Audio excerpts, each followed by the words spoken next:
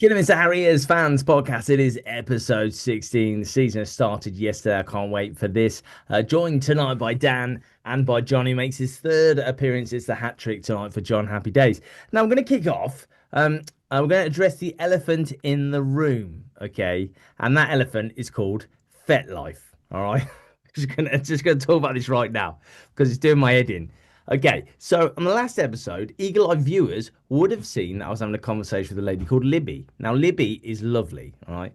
She just had a messy divorce. She got through it. And I asked Libby, I said, "Oh, Libby, how are you doing?" She's like, "I'm all right. I've met a new guy." And then to which I replied, "Oh, yeah, where'd you meet them?" Thinking, "Oh, I don't know, maybe on a pub or on Tinder." And she replied with FetLife. And then boom, bang on, straight into that. And I didn't even see it happening.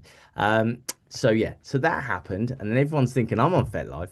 Listen, I'm disabled, man. The chances of me, getting Sandra from accounts into a travel lodge and bending her over, putting an apple in her mouth, I mean, I'd love to still, but those days are gone. Those days are gone, John. There's a man who knows. So yeah, so that's all in your head. So let's move on. John, yesterday, Saturday, Scarborough at home. How do we do? I don't know how to follow up that opener, Wes, but Yeah. I think very largely positive. Yeah. Obviously, the big negative, potential big negative coming out of the game was the injury to Mooney. Yeah. I thought before he went off, we looked absolutely fantastic. I thought we were controlling the play, dictating the pace. Very clearly, we had one style of play that we wanted to, at least open the game up with. Yeah. I mean, for the first minutes and in terms of utilising the full pitch as well. And we had to quickly change tack once Ziba came on. I think we were expecting that ball out to Mooney for him then to cut in, and he's got the two potential outlets of Adigan and Willoughby. And I think those two together with Adigan's movement make it really, really difficult for opposition defences to know exactly what we're going to do, which I think is a real positive. Mm. But even after that, I thought that we controlled possession. We were a little bit static at the back at times, and I think that a better quality opposition may have punished that. Yeah.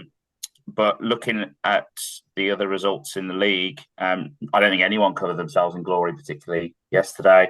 And I think it was about as good a start as we could have hoped for, given it's basically a whole new squad. Now, if we'd lost 2-0, imagine how many of the fans would have been saying, "Why do we get rid of Phil Brown? Why do we do that just for this rubbish?" Dan, what are your thoughts on that one, mate? We can go back to the very first podcast, can't we, and talk about kind of losing Phil Brown. And I'm pretty sure I said then that, I was shocked by that. I liked the style of football that Phil Brown had us playing. I Yep. think we played some of the best football I've seen at Agbra under Phil Brown. But I thought yesterday was like as John said, for a brand new team, you know, I think it was what, eight of those players were playing for other clubs last season. For a brand new team to go out and perform in that way, I was really impressed. I think John's absolutely right. There were moments at the back where, we looked a bit kind of flat and square, and I think we did get caught out a couple of times, and I do think better opposition probably would have scored. But I think what was exciting for me, I mean, the Dan Mooney thing was awful, and Yeah. I thought, oh, here we go. But Xander Classic comes on, kiddie. Classic and kiddie. yeah, exactly. But Xander comes on, and he looked the business. I've been sort of shouting his praises through pre-season, and he looked good. He looked good. He terrorized. Adigan, I don't think is settled yet, and I think there's a bit of time needed with him. There was a couple of times Reese had the ball on the left wing, and you could see he wanted to do a give and go with Adigan and get Adigan round the back, and yet Adigan would pull short and want the ball to feet, and I could see the frustration from Reese with those Yeah. moments. But certainly just before Adigan was taken off, he was starting to look. His confidence was growing. He was running at the defence, and I think going back to your question, Phil Brown. I don't know. I sort of feel like right this second, I don't miss Phil Brown. I'm There you kind of go. excited about what Adam Murray's doing, and Yeah. and I think he's built a really strong squad. I really do. If Adigan, if that, I just quickly saw the highlights. and he hit an absolute screamer from outside the box that the What a keeper save. just managed to tip. If that goes in, mate, Right, so Yeah, honestly, the game's different. His confidence is boom through the sky yeah, and all that kind of stuff. So yeah, were the other points, fellas? You reckon? Yes or no? yeah. oh Yeah, yeah, I think all Scarborough had was their set pieces, really. They yeah. look really good from set pieces. They're a massive team. They are enormous. And, we dealt with them. Dibbs looked good. He, a couple of big punches out from literally under his bar at times. Obi looked good at the back as well.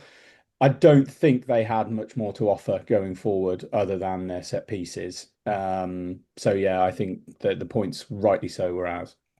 Did we just keep giving them the set pieces though? There was a bit of that. Yeah, there was a bit of that. Bit Definitely. mental, that bit mental. Right, okay. So I'm decided to do things a bit different now, so you can't look into my DMs. Thank you very much. Uh, that'll I'm please Johnny excited no to end. see what secrets are unearthed this week. Wes. I know, right? I know. So we always talk about the comments from last video, which would have been the one before the Scarborough interviews, would have been episode 14. And it was when we all ate yogurt pots, when we all ate our yogurts, which I thought was a stroke of genius. I don't know who said we should do that, but I think it was Matt or someone, or I think it was either Matt or Nick. Yeah, it was yeah. funny. Yeah, that was brilliant. So, Willem, who's a massive fan of the podcast, it says the yogurt pots were hilarious. Get that on the logo and podcast shirts. Actually, we did. Well, got on the Don't logo reckon that anyway. brains the podcast shirts. Let's move on. But quickly, right, great work, lads. Looking forward to Saturday. Said Gary Martin. Thanks, Gary, for that. Mark, I met Mark when I was there at Solihull. He said, "Hilarious, lads. Bring on Saturday, and good to meet you Saturday, Wes." Man, it seems like forever ago that this happened, but yeah. Beauty Town, obviously. Paul, hello, Paul. Good evening, Paul. Great video. How do you think Beauty Town will get on this season? Hopefully, we'll see many of the kiddie fans. He says this after every episode. To be fair. So he's always trying to get people down, which is great. Thanks to that, Paul. Richard Bradley, little limited mention of Spokes in the midfield discussion, lads. He looks quality. Now he came on yesterday, right? He came on. Is that correct? Yeah, last 10, I think he came on. Any good? Pull up any trees? He didn't need to. Last 10 of the game yesterday, I thought he looked good with what he was asked to do. But at the point when Amari came on, he came on to hold the ball up and see the game out, and he did that exceptionally well. Head down, corner flag. That's exactly what our plan was. But we didn't do that in a risky way. I don't think we weren't passing the ball around the middle, trying to waste time. I think Spokes did exactly what he was asked to do. There you go. And Durham says, "Well done, Wes and team. I know these are early days and things will develop, but I find it helpful if you can make clear when your future episodes are going to come on and live streams, that kind of thing, which we mentioned. We actually addressed that. So that was really good. So we've got here Dan Mooney injury. I know that our leader, Adam Murray, mentioned it in his thing. He also mentioned he's going to speak to Jesus and God about it. On the evening, which is good. I hope that went really well. It'll be a big loss, won't he, if we miss him for a month or whatever, I would have thought. Dan, thoughts on that? Yeah, I mean, all through pre-season, Mooney has looked really exciting, and we spoke, or Adam Murray spoke, kind of with his interview, sort of pre the game, how the relationship was building between him and Willoughby, and we could really see that pre-season. Certainly, the Hales Owen game, that was really evident. It was one of those moments because I sort of saw the change in him. It was a switch ball. I think it was Adigan switched it sort of over from the left to the right, and he went chasing after it, and he never sort of quite got there. But I remember saying to the guys I was with, he's holding his hamstring as he sort of turned and walked away, and then he seemed to run it off. And then there was another ball in. He picked up sort of from the right, cut in, and hit a shot over the bar, and then he just went straight down. You see him grab his leg, and he went straight down. And I thought, oh, here we go. It's hard to know, isn't it, until there's been a proper assessment of it and he's been looked over by the medics. It's really difficult to know what the kind of the outcome is of that. It looked more serious to me than Adam Murray was letting on in his interview. I got the vibe that, Yeah, of and he course. looked. I Absolutely. mean, Dan Mooney looked angry. He looked really upset about it, and Yeah, but as I've said, with the Dibble injury, we have faith in the boss, and we'll see what he says Yeah. about all of that. But yeah, it's disappointing, really disappointing. How do you think now, bearing in mind Scarborough were joint favourites go down? Do you think they're better than that, or what do you think, John, from seeing them play? I don't think they're as bad as some of the teams that we saw last season, but one of the worst teams I've seen in this league were Russell, and they beat us at home. So So where we I lost the think league. That's where we lost that's the league, John. yeah. I don't want to beat that drum again, but we all No, know that's where we lost the league. no. But and teams like Radcliffe as well, and Oxford City to a certain extent as well. I don't think they were awful. I think they will have to play teams who don't have much of a physical presence that they can impose themselves on. And I think they will probably pick up most of their points at the back end of the season when teams start to tire a little bit. But as a full time team, that shouldn't affect us, especially with the squad depth that we've got now. Yeah. So we head to Worksop on Saturday, a game I'd love to have gone to because it's 50 minutes from my house, but I can't. I'm in Holland. You're smoking a pancake. So yeah, so Worksop, an unknown entity because they came up last season. Dan, we've got to get 3 points there, surely. Come on now. I mean, yeah, it's hard to comment on because I don't really know much about them, but I would like to think based on what we saw yesterday, 3 points. I don't say it's a given because it's never a given, but if we turn out in the way that we did yesterday, we put the pressure on in the way that we did. I think I just want to see us being a bit more clinical up front, and I think that still kind of worries me a bit that we had opportunities. I mean, that was a great save the keeper made, and then also Willoughby had the ball in. Was it? No, it was Adigan had the ball in the He back of the scored. net. Yeah, he did Yeah, score, but but it was he was offside, offside. Yeah, apparently. but other than that, in front of goal, we weren't that clinical yesterday, and I think I'd like to see the team sort of gelling a bit more up front and making the most of the chances. But again, I'm just repeating what Adam Murray said. He said exactly the same thing. So this isn't new information to anybody. I would expect us to get 3 points, but there were teams I said that against last year, and this is why we're here. So Yeah. we'll see what happens. We do know one thing about Worksop. They have Joe Leasley, one of my favourite ever Harriers players. Yeah, Only because he shouted at a football on the floor. yeah. I just thought that's commitment right there. Love that. That was a game we won 3-0. That got us into the playoffs as well. So there you go. Mm. John, you been to Worksop? Bet Glyn has, surely. I'm pretty sure that Glyn has. Yeah.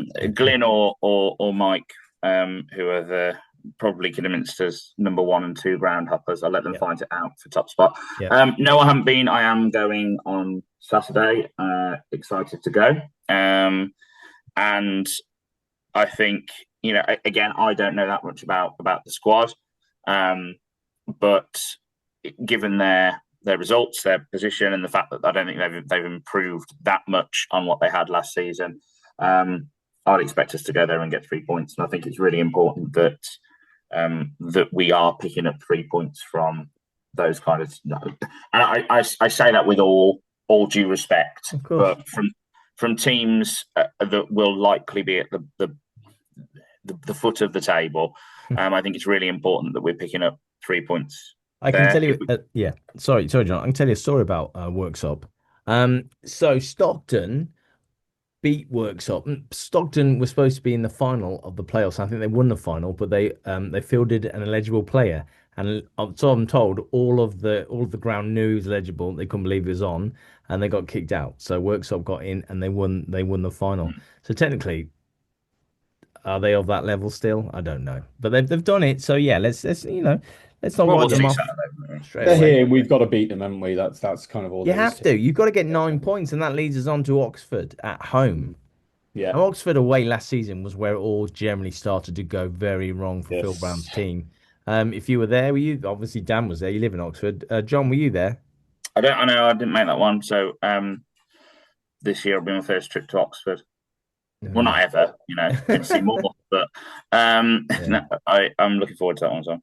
Yeah. The Yeah. If What you do you don't reckon, mind me Dan? just sort of bringing in that the man who it all went wrong for at Oxford was obviously Joe Folks, and I've been saying all through pre-season, I'm worried about Joe. I'm worried about where his head's going to be at when he comes back.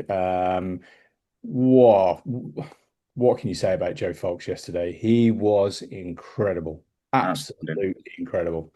And David Davis got man of the match. Good on you, Dave. You played well.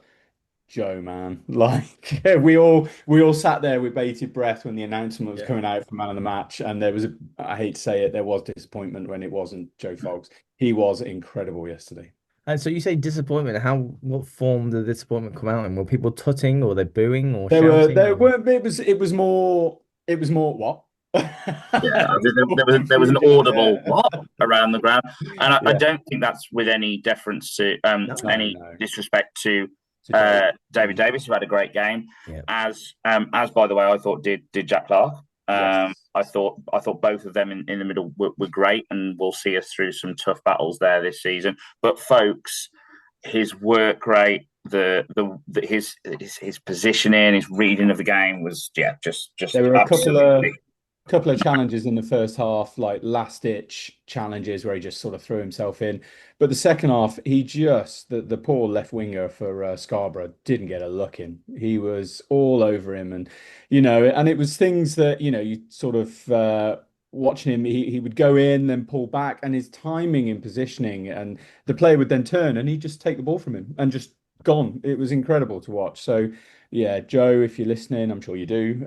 Really well played yesterday, mate. We were really impressed. If Joe isn't listening, I'm sure his dad Justin is. Yeah. I did mention on Twitter to his dad. I saw him put a post on Twitter, so I mentioned to him, like, we'll be talking about Joe. Come and have a listen. So Joe's dad, I'm sure you're there. Hello. When I was watching the highlights earlier, literally an hour ago, Agba looked empty.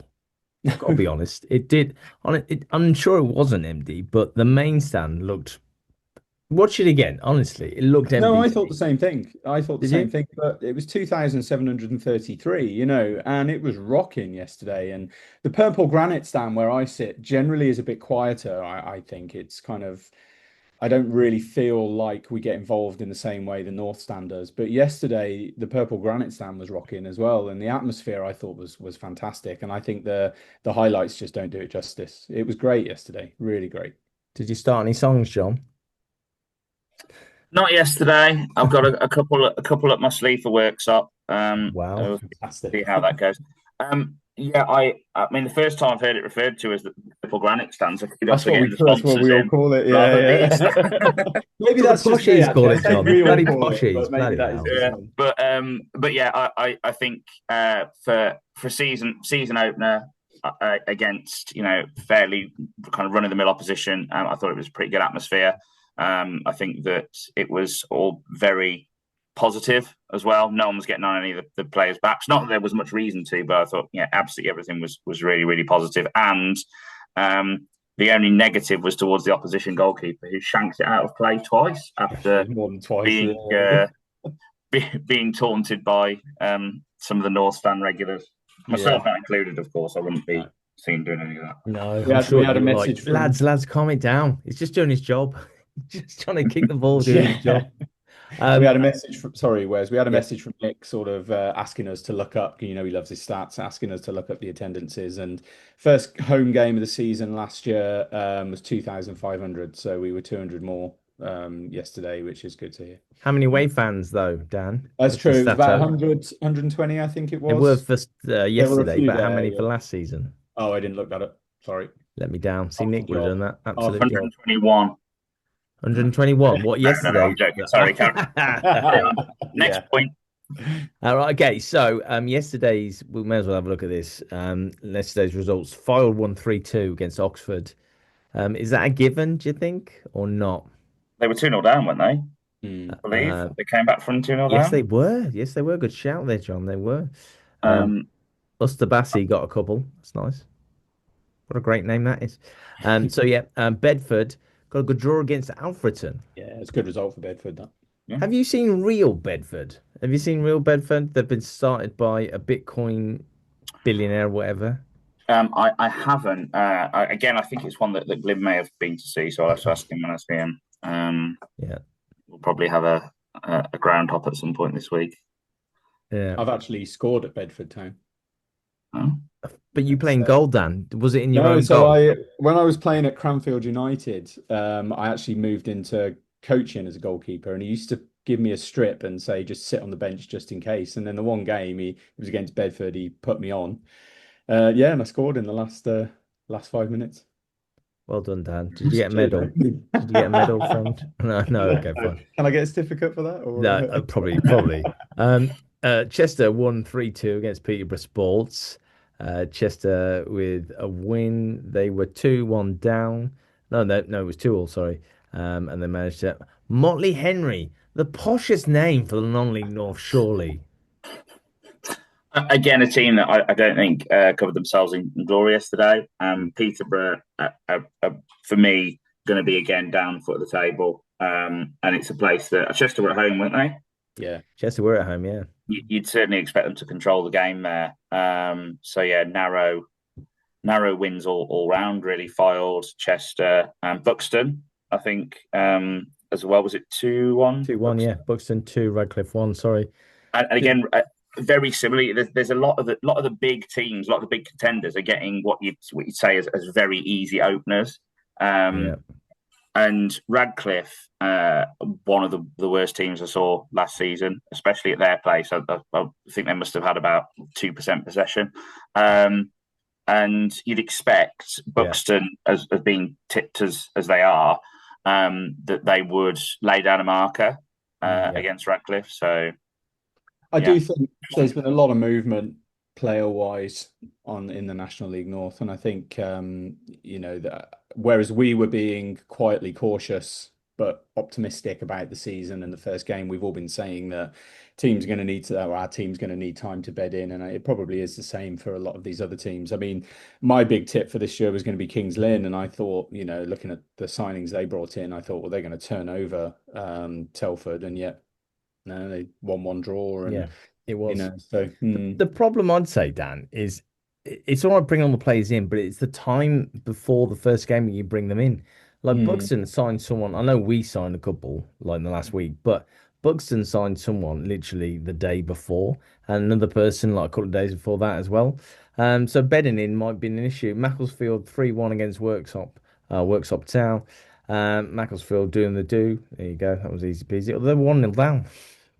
So that was nice. Well done. There must be a team there still. Merthyr won against Southport. Would you say Merthyr Southport's a bit of a derby or not? No. Me neither. South Shields 1, Marine 0. Spennymoor 2, Hereford 0. Is that a big shock? Well, first of all, it's always lovely to see Hereford lose. Absolutely. I'm not one of those fans who's like, oh well, there's no big rivalry my childhood rivalry memories were Bromsgrove and Hereford. So I think it's always nice to see them lose. I'd like them to just be flirting with relegation. Not sure if I want them to go down and miss the derbies, but I think that's a good result. And finally, Darlington 2, Chorley 3. Now Chorley had a crash in the bus on the way there. Did you know that? Oh, I didn't know that. That's why it was a late kickoff, and Chorley still managed to pull out the bag. So well done, Chorley. Excellent stuff. Right, okay, we've got less than 10 minutes to go now. So let me have a look. We're going to do any other business. John, are you aware of any other business? Just the mention of Chorley just reminded me that I think, as I said, I think start of pre-season. I really wanted us to look at Ellis and try and break the bank to get him in. Yeah. Looking at Tunnicliffe and Obi yesterday, maybe that isn't needed. But I do think Chorley will be there or thereabouts. So I think teams should underestimate them at their peril. And other than that, I think we've got to go into Worksop and Oxford full of confidence, full of impetus, and try and keep the tempo as high as we did for large periods yesterday. And know that we've got the players on the pitch and on the bench to be able to pick up those points. Because if we come out of the first three games with anything less than 7 points at a minimum, I think we can say that's a pretty poor start. Yeah, absolutely right. So, any of the business, this is the Port Vale home kit. And I saw it and I thought, isn't that lovely? But then I thought, didn't Harriers have like a retro kit a few years back? We had like a centenary kit or something. I'm sure Mate Shoot's got one. 125th year anniversary kit. Yes. And there was a limited run. I think Yeah. it was maybe 500. And there was also a Kidderminster Harriers beer brewed by Bewdley Brewery to tie in with it, which was very nice. Was it tasty? Really, really nice. Much nicer than the Harriers lager. No offense to whoever brews that, but yeah, tastes like I agree. Carlsberg, to be honest. There's that offence, right? It's right there. Yeah, there it is. There it is. They can't take offence because I clearly said no offence. So. Why would they do that, Dan? Ridiculous. So I was thinking about retro kits. Are we in favour of retro kits once in a blue moon? Or yeah, for an occasion, absolutely. I think they've been really popular. Obviously, the one Villa did last year was really popular. The other thing Villa did last year that I liked, and I hadn't been to Villa Park for a long time, but they were doing £1.50 beers in the concourse for their 150th anniversary. It was only like bottles, but it's that would be a nice touch. So I think we've got a lovely touch, John. Got a few years to go. You will love this now. Because a few weeks back, it could have been about a month ago, I think, there was a guy called Tom who said he loves the podcast, but the problem is he can't look at the podcast because Dan. Oh no, Dan. Oh, all right. Dan looks like about this. His ex-brother-in-law. This could be divorce. Let's. I'm genuinely nervous. I mean, that is Dan. If he went to a fancy dress party as David Brent, then yes, maybe Love that. He's very much like all the best David Brent there. Maybe you should just sit down. Do you know, I was genuinely worried about this. I was worried it was going to be like out in a member of my family or something like that. I was kind of concerned where this was going to go. But he does weirdly look like me. I take that on board. He's got a bit of a sinister smile on his face. Yeah. I wouldn't take that to heart. I think, not that I'm, this gentleman. I'm sure he's got a very distinctive look. And if he does ever want to be a David Dan, that's his look, Dan. Tom, that's not me. That's all I can say. You're safe with us, mate. You're safe with us. But the thing was, Tom said, "I'll try and find a new photo for you every week."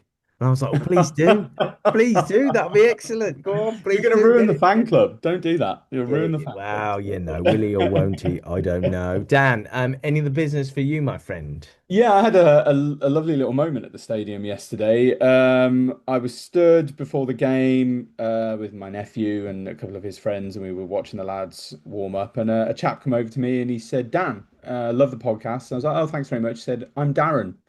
And it was Darren the Kit Man who messaged in about having, was it Bose shorts? Yeah, weird yeah, shorts, but what a lovely guy. Really, really lovely bloke. And weirdly, and I meant to say this to him, I was listening to an interview with Jan Molby on the way to the game, and he mentions Darren on the podcast as well. And Darren looked surprised that I remembered his name, and it was literally because I'd just been listening to an interview with him on the way over. So Darren, if you're there, it was really great to meet you. Lovely chap, and like I said to him, he's more of a legend at that club than I will ever be. So really great to meet you. Not even trying though, are you, Dan? Really? I mean, come on now. I've been trying all my life, mate. I know. So Nick's not here today. He sent me a video. He sent a video to the group, didn't he? Oh, hi, it's Nick. Hi, Kidderminster Harriers fans podcast. It's me, Nick. It's like, shut up, Nick. You're on holiday, mate. What are you doing? So smooth. He's so smooth. He's had his hair cut and everything. Yeah. Got a bit of a bold cut and all that kind of thing. And I'm just like, no, I'm sorry, Nick. You don't get that when, Go on, John. What Wes is trying to say is have a great holiday, Nick. Yeah, and we miss you, Nick. That's what he's trying to say. And enjoy the next game you get to. Yeah. No, we don't do that, John. That's so lovely of you to say that. But I know John really means that. And I'm like, you could have told me at least like 5 hours before rather than 53 minutes before, we went on. But listen, guys, gotta say, I thought we did well there. We did well. Are we excited for the new season then? You've seen one game. Just sum it up in 30 seconds, please, John. Sum it up your feelings on the new season. 30 seconds. Go, go, go. Excited for the style of play, excited for the different options that we've got, and excited for players being used as they should be appropriately. And I think we saw that yesterday. And my example for that is Amari. I thought he came on and did exactly what we needed to do for most of the season. And yeah, I'm looking forward to Worksop. There you go, Dan. Yeah, I see you raise your eyebrows. It's never 30 seconds with Dan.